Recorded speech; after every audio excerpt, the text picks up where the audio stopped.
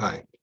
Today we're going to be talking about a topic that's very, very dear to my own heart. You know from my humanities class that I do like to read novels, and so I, of course, teach what you know, and I do cover novels. I want to cover today the Latin American novel of the 20th century, the Spanish language South American novel written in the 1900s.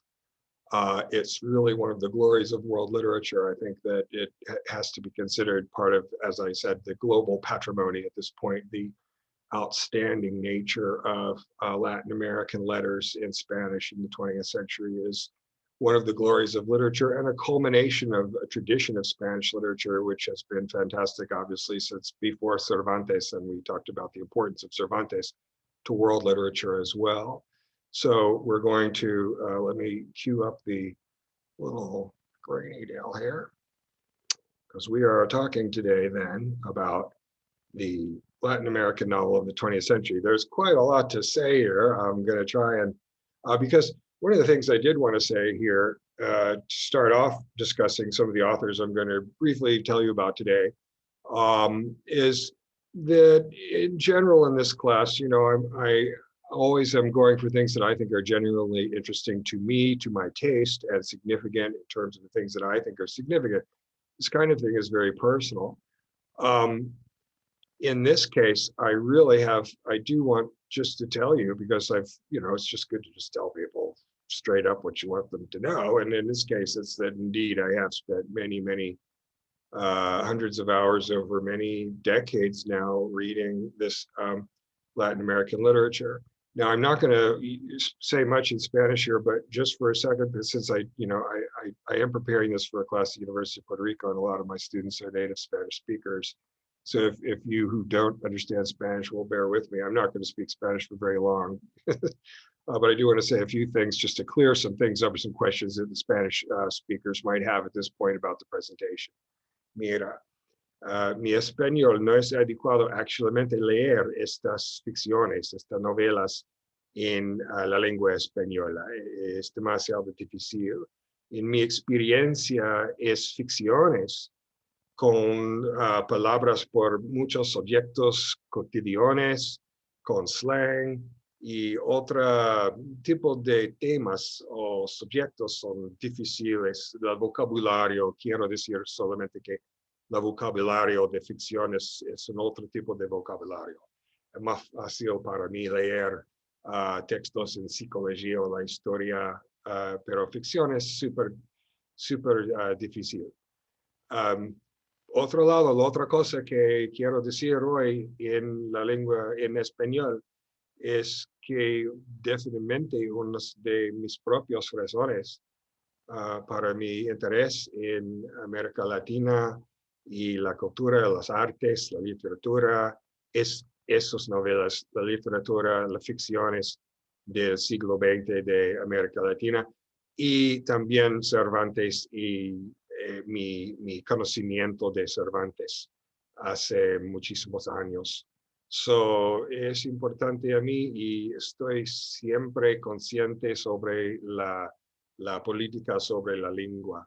Normalmente en la Universidad de Puerto Rico muchos estudiantes necesitan trabajar con sus destrezas con la lengua inglesa.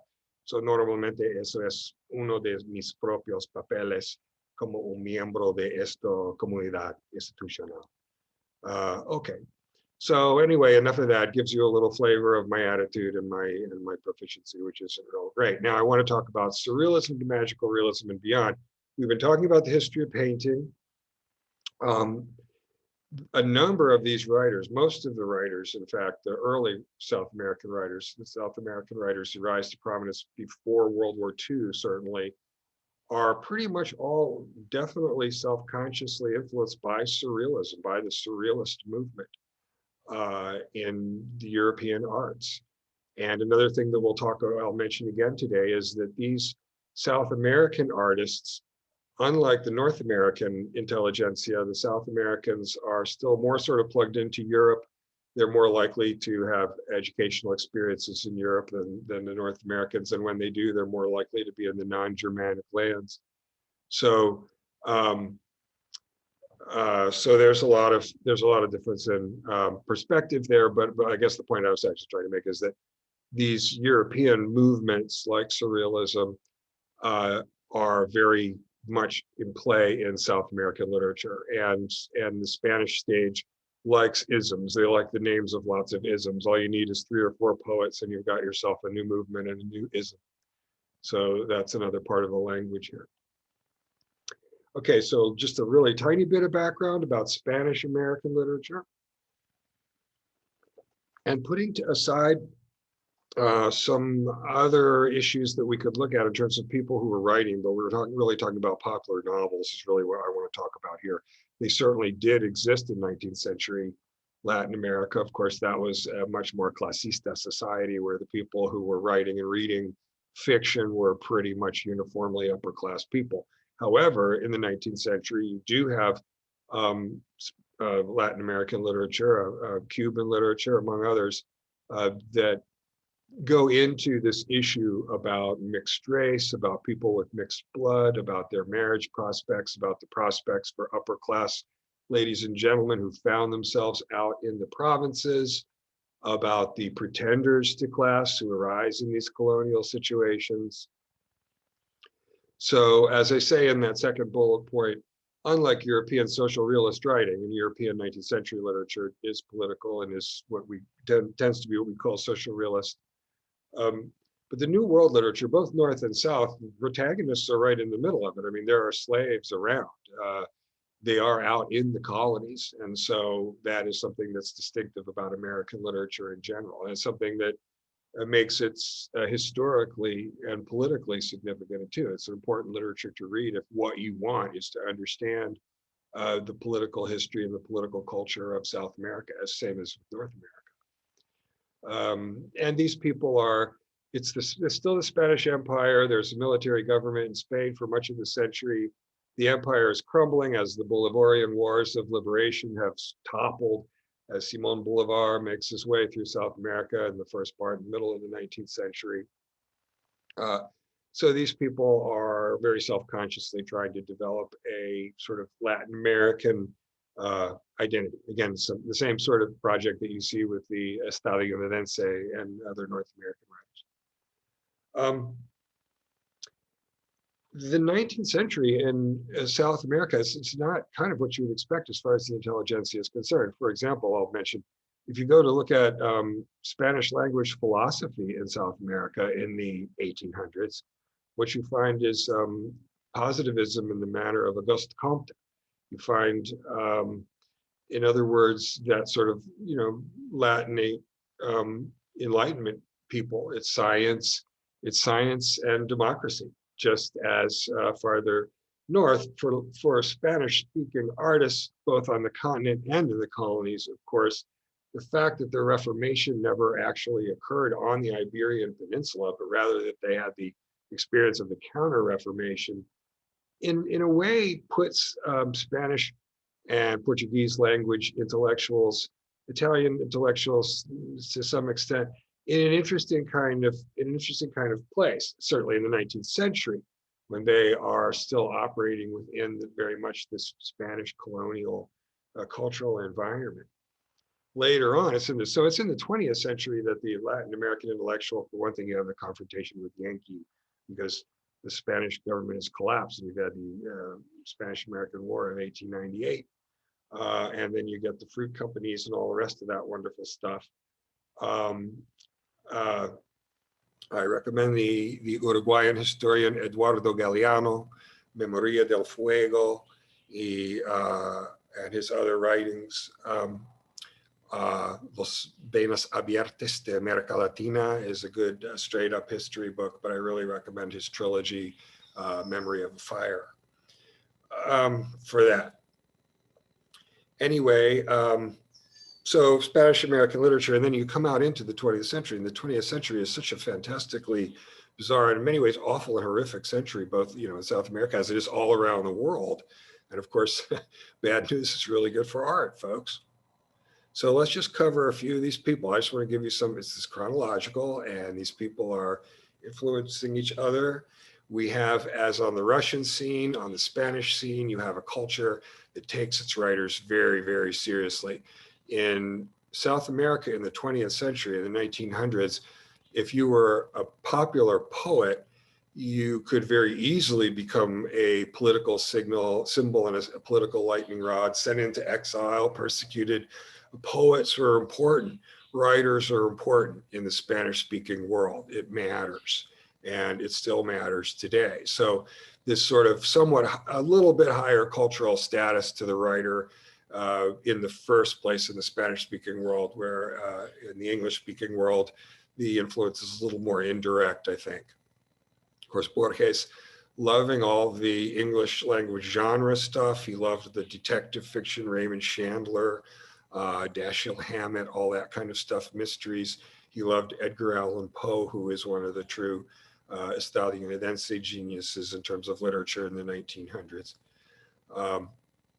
And he was in Europe, and he is very self-consciously surrealist.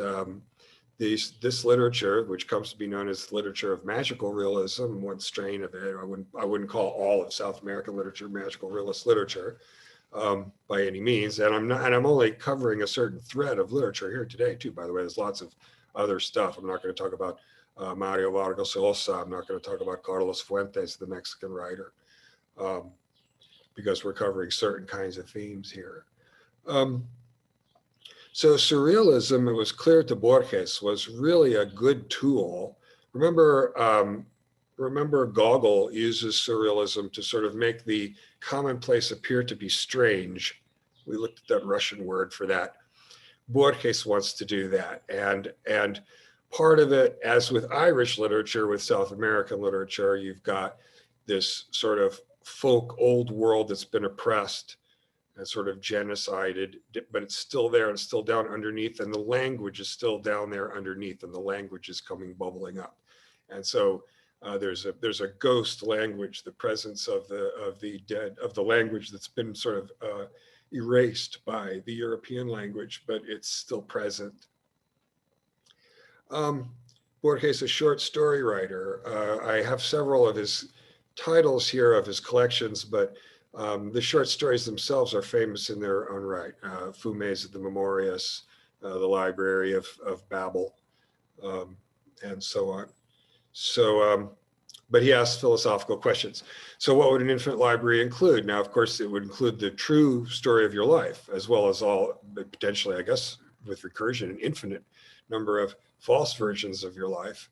In which case your life, when you read the story of your life, it could easily turn out that it was a story of someone searching through the Library of Babel looking for the story of their life. I mean, if that's what you want your life to be.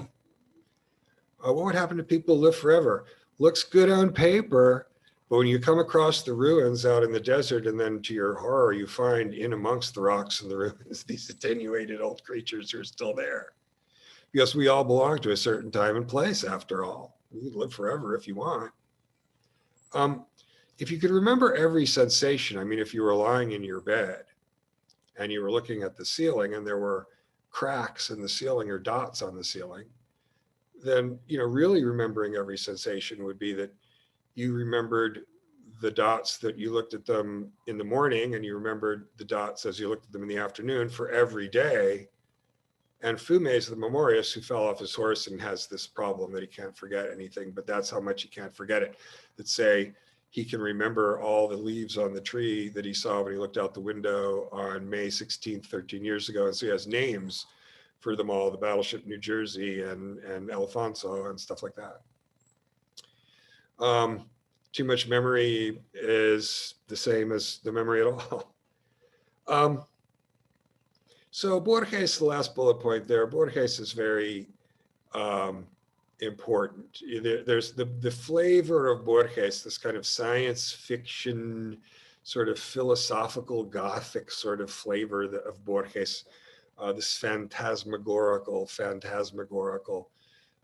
element that's always there, really influences, I think it's fair to say, really all of subsequent Latin American literature. Another thing I don't mention here that I thought of, I want to mention it because then the last person we look at, Roberto Bolano, also does the same thing.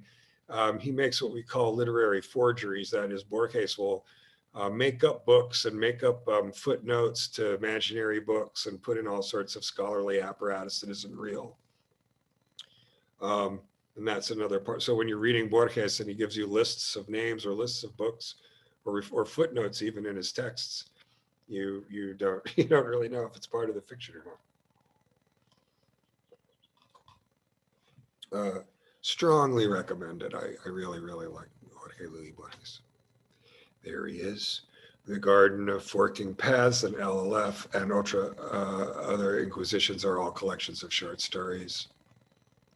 He also has really interesting nonfiction, including in fact about Russian literature and about Cervantes. In fact, Borges has books on both of those topics. Miguel Angel Asturias from Guatemala. I encountered him very young. He had a book. The English translation was Mulata. It's got a longer title. I'll give you on the next slide. About this witch doctor woman out in the jungle in Guatemala, and it was just really blew my mind. A lot of people come to Latin American literature, if you're an English-speaking North American person, through Gabriel Garcia Marquez, who I greatly admire, and we're obviously going to get to him in a second here. But I really discovered it through Asturias, because that Mulata book, I thought, oh, it's a book Mulata. Oh, cool. Maybe it's, it looks sexy. I didn't know, and I read it, and it's just amazing book. Another self-consciously surrealist person, another person with a lot of experience in Europe. But Guatemala is a racial state. I mean, in Guatemala, the indigenous Mayan people are still there. They're the indigenous Mayan people. It's not like some other places where everybody's sort of mixed together or something, or just out in big cities in Brazil and Mexico and stuff like that. No, in Guatemala, there's people speaking, Mayan language, Zapotec and stuff. Zapotec they speak in Mexico. And so one of the things that he did is to chronicle these various different, their tribes are from different towns in the Guatemalan highlands. You can recognize them by the textile, the designs in the women's shirts and things, if you know what you're looking at. And different ones traditionally worked in different sort of migrant labor. Some people were the people who brought in the corn, and some people were the people who brought in the sugar. And they were known as the people of the sugar or the people of the corn. But this was semi-slave labor, right, under the Spanish.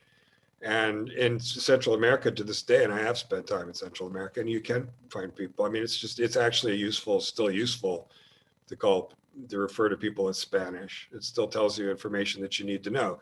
That's how racially divided the area still is.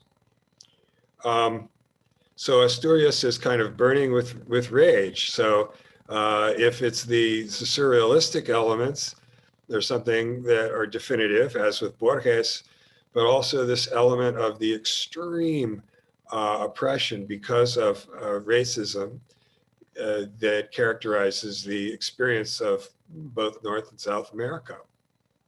And so one of the things that makes literature in the Americas, in the South America and the Spanish Americas, as politically important as it is because they have, when they're seeing through the hypocrisy and the things that people don't want to talk about and the stuff that doesn't get mentioned and the way things get whitewashed over, the stuff that they're talking about getting whitewashed over, some really, really rough genocidal stuff, incredible injustice, and some of it is ongoing.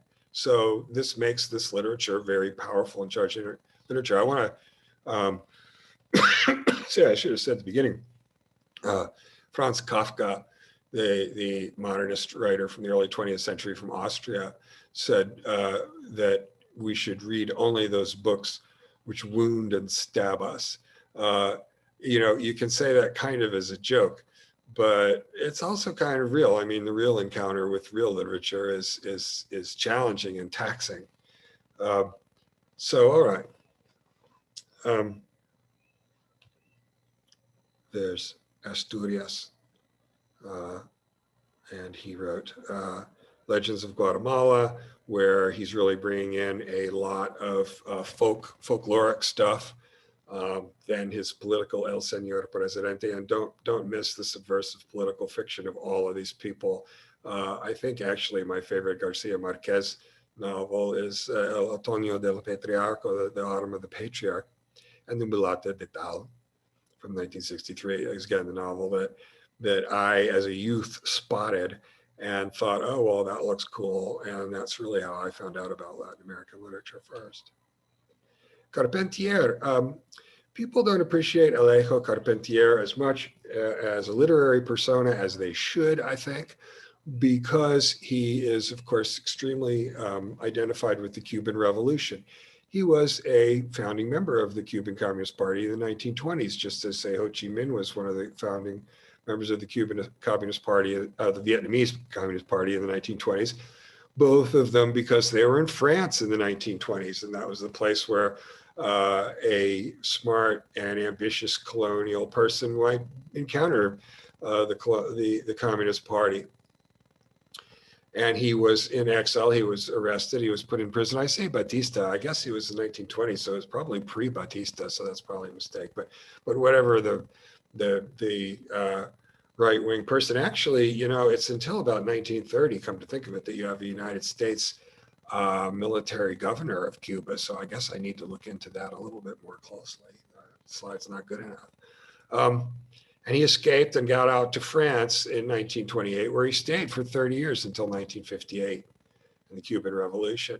He became the Cuban ambassador to France in 1966. Now, you know, this guy's older. He's an old hand, old Cuban communist from before the Castro family.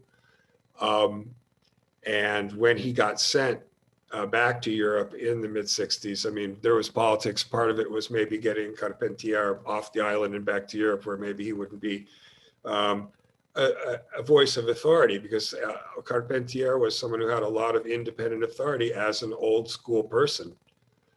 So he actually was someone who was, in some ways, was challenging the Castro government at the beginning. I'm not necessarily against the Castro government, but I just know some people watching this they see Cuban Communist Party and they just think all that is Fidel and Che. But Carpentier comes from before that, and he's a musicologist. He probably, I believe actually that Carpentier is underestimated in terms of his place in the history of Latin American literature. I think he's more influential than people realize as a writer, and the reason people don't realize that is because of the politics. He's a musicologist. His book, The Music of Cuba, is one of the definitive works. But more importantly than that, I mean, the reason for mentioning that he's a musicologist, he trained as a musicologist, but he keeps it up and always writes musicology throughout his life. And his idea also then as a writer of fiction is to bring musical techniques, musical compositional techniques and other things, simple things like meter and rhythm that are musical, into his writing. So that's something that infuses his writing with some technically interesting elements. He probably said magical realism. He probably made that up. As far as I can tell, he's the one who made up the phrase magical realism in the first place, like everybody else. And again, he's also in Paris. That's why, how come he knows about communism? Also, how come he knows about surrealism? That's where everybody's getting it from. And remember, we've just come in our class from this sort of modernist scene in Paris, and now we're out in Latin America, and sure, they know about it. And that fit in also with his fascination with Afro-Cuban identity. You know, you've got European identity. You've got, and after a while, you've got Southern and Northern European identity polarized. You've got indigenous identity, which is tough. But then you've got this huge African presence. Most African slaves went to South America. And South America is a very, very black place. Brazil, we're going to talk about, very, very black place. And Carpentier's masterpiece, actually, I would say, and I recommend that you read it, it's amazing, The King of This World, about the Haitian Revolution of 1804, which is a fascinating subject, which nowadays people are writing novels about it, long overdue, because it's really a pivotal point. I mentioned before the Revolution in the United States in 1776, then the French Revolution of 1789, and then the Haitian Revolution of 1804 are the three sort of original Republican revolutions of the end of the 18th century, and then followed by the Bolivarian Wars. So anyway, all about synthesis. Carpentier synthesizing music with prose, but also synthesizing the old world and the new. And this becomes a very positive element of Latin American literature, is creating a third thing, a thing that's new from this this flowing together of older things. Again, he's really interested in Cuba is also very black. I've spent time in Cuba myself, and there's a lot of folkloric African stuff, Voudon stuff in Cuba. The Communist Party government, after the revolution, saw all that stuff as a counter to Catholic Church power and promoted some of that, which I think is a good thing. And not that I'm totally against the Catholic Church or anything, but I'm all in favor. But notice again, that too is something, if you say, well, gee, in the 60s and 70s and since the revolution, the Cuban government has supported and boosted Native American, Indigenous, and African, Vodun, Dahomey, Fey, and so on, culture in Cuba. Well, Carpentier was the one. He was the one who, way back, before World War II, let alone before the revolution, it was Alejo Carpentier who was saying, hey, look, if you really are looking at Cuban identity, you are, among other things, that you've got to look at this African identity. So, all right. As I say, I believe, as far as history of literature as a writer, I believe he is, at the moment, I think he is underrated. And I think that's because he's a little bit obscured by all the Cuban politics. Jorge Amado, the only Portuguese or Lusophone person we're talking about here. So you say Latin America, that is the Latin languages, Portuguese or Spanish, the Iberian countries, Portugal and Spain, Latin America. Hispanic, again, meaning Spanish speaking, as opposed to Brazilian speaking. Sometimes people will play gotcha with that because they want to be PC, but that's kind of silly. But anyway, Brazil, the whole Brazilian, and there are Euclides da Cunha is an earlier 19th century Brazilian writer that I would mention. Rebellion in the Backlands, really, some really arresting stuff about slavery and post-slavery days in rural Brazil. A lot of this stuff comes from the northern parts of Brazil, Bahia, where you have a large African presence in the culture. So one thing, if you go to South America and you look in these countries, Brazil, as in the Andes Mountain countries, particularly, you'll see inside the cathedrals, you've got, say, for example, the Stations of the Cross. When you look at that, you might see in the carvings and the paintings various kinds of fruits and other things. What you have are the Dahomey gods. They were elemental gods, gods of metal, gods of fire, gods of air, that sort of thing. And some of these African slaves who were artisans who built the cathedrals, well, they incorporated these elements. They had 12 deities themselves. They built that into these depictions of the Stations of the Cross. So that kind of stuff is, that's the bread and butter, really, of looking at Latin American culture, is that synthesis, some of it even covert, underground synthesis, that maybe the Spanish people didn't even realize was happening. And Amado wants to do this same kind of stuff with literature. He's always he's got all this Afro-Brazilian folkloric stuff, and he's always wanting to sort of sneak it in. His best works are his latest ones. The most famous one, Gabriella, Clove and Cinnamon. If you're an English-speaking person, I believe they made a movie out of it, very successful. And they are interesting. He likes to paint these novel-long portraits of women who are virtuous and surviving in the face of great odds.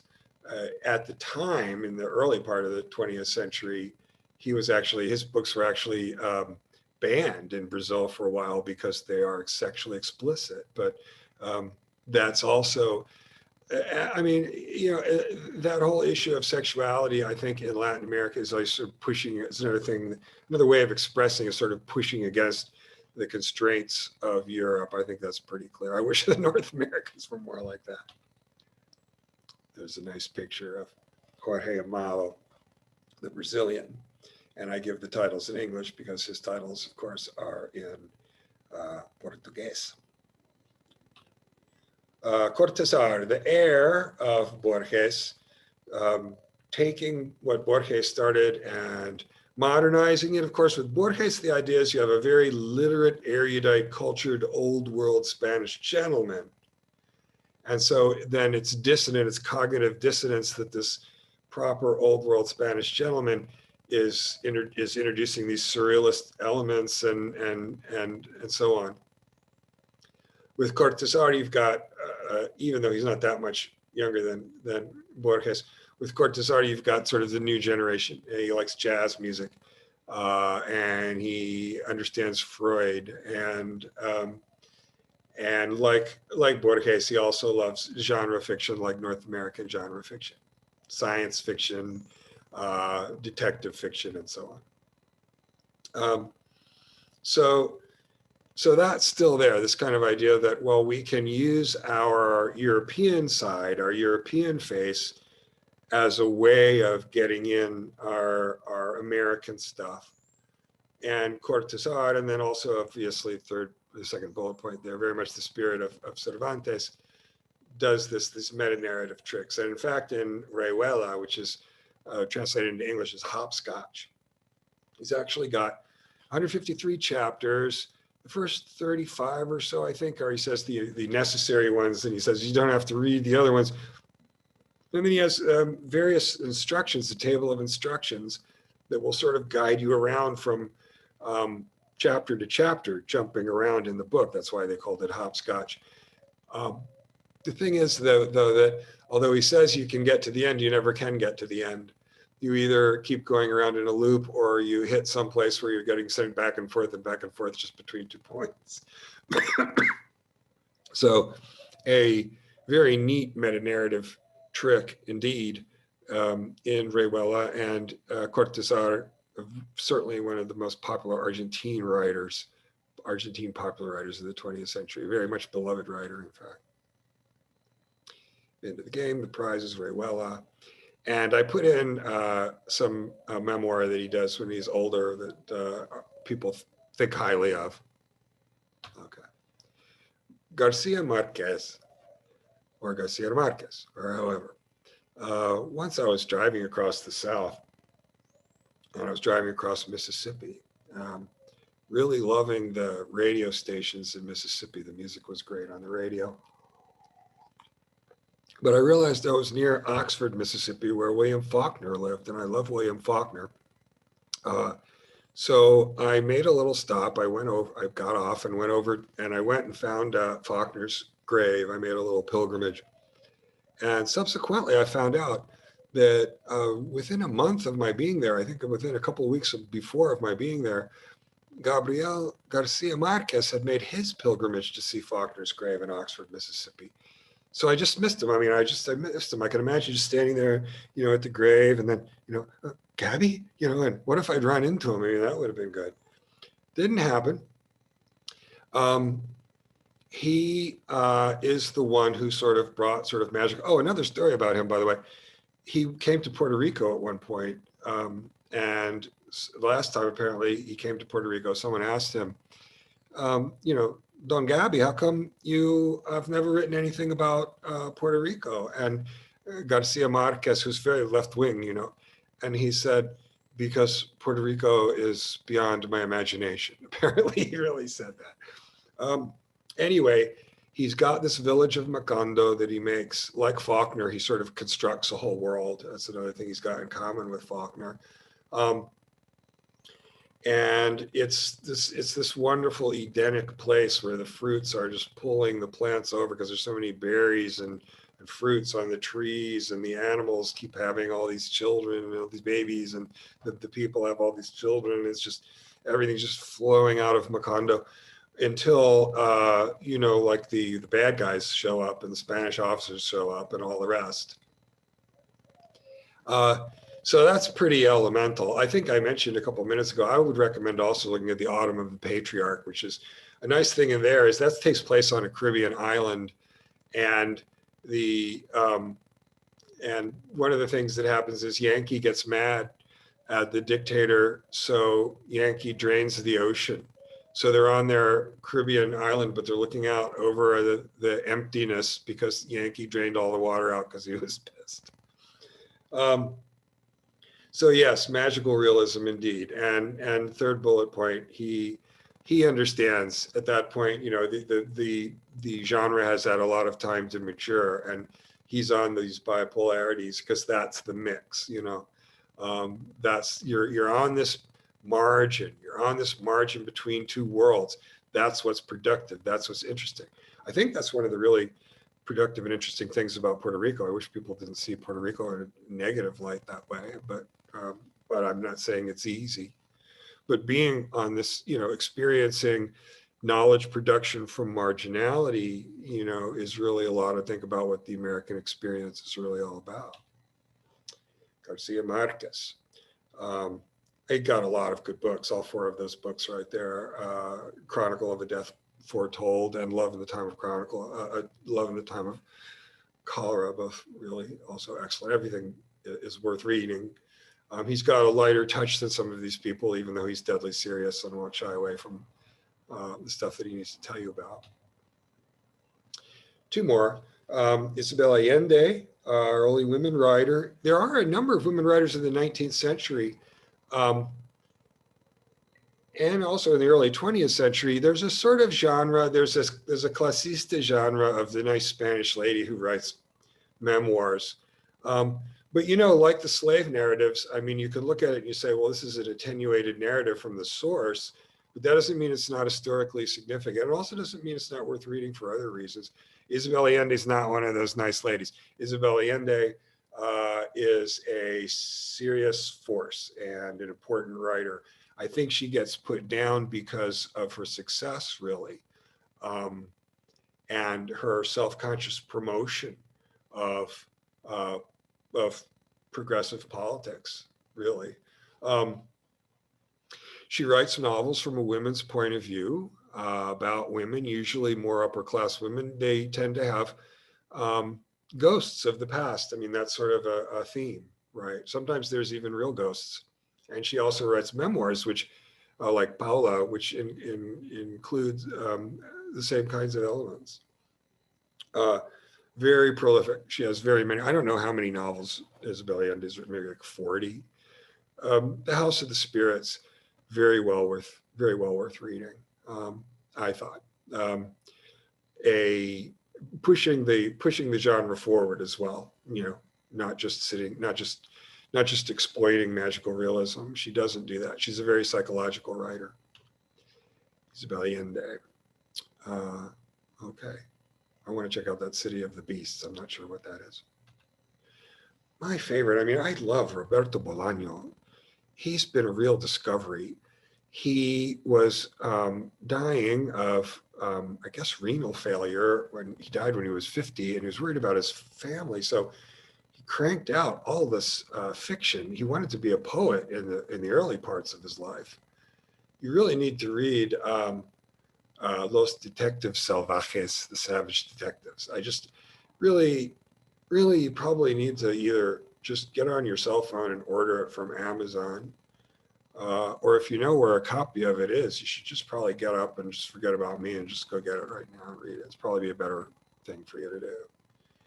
He's obsessed with poetry and he's obsessed with Nazis. He's obsessed with poetic Nazis and Nazi poetry. Hey,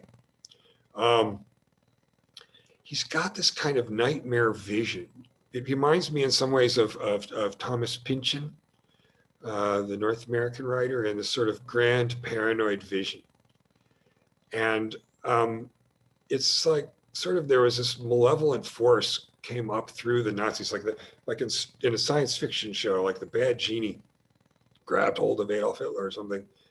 And then somehow it stowed away on the ships when the Nazis escaped to Argentina and Chile after the war, and then it just sort of the toxicity just went wild in the South American environment, and eventually spilling all the way up to Ciudad Juarez, the city on the Mexican United States border that became a sort of murder capital in the 80s and 90s. And he's interested in that. That's what 2666 is, which you also have to read. It's an amazing book. I can't recommend Roberto Bolano enough, actually. He's a real joy to read. So I'll just leave it at that. There he is, the literature of Nazi in America. Bolano takes this thing that Jorge Luis Borges does and makes up literary forgeries, as they're called. That's the term for it. And so he makes up all these supposed books that aren't real books in the Nazi literature in the Americas, as well as making up poets and poetry in the Savage Detectives, where they're interested in only the most obscure poets will do. And it's a wonderful novel of Mexico City. It's a great Mexico City novel, one of the best. So don't miss Bolano. Is that it? Yeah. All right. So for me, I mean, I really, I understand that not everyone is actually going to read the books, but you should know they're there, even if you're not going to read them. But if you're a person who reads it all, you really should read them, because these are, as they say, these are without any shadow of a doubt. This is some of the best literature that planet Earth produced in the 20th century. 500 years from now, if they do history of literature, they're going, among other things, in the 20th century, they're going to say, yes, Spanish language novel of the Americas. It is that important, I think, and it is that significant, and it is appreciated around the world and very influential to writers all around the world today. So, one of my favorite things about Spanish culture certainly is this wonderful, wonderfully rich literary power that it has, and it is still so fertile, both in the New World and in Spain, where there are excellent fiction writers at work today. All right, so I'll see you next week. Or no, I won't. I'll see you further on down the road. Hasta luego. Hasta luego. But I learned a long, long time ago not to say suerte when I was out in the countryside in Central America in the 80s, because people were like, suerte? Why the fuck do you think I need suerte? Anyway, bye-bye.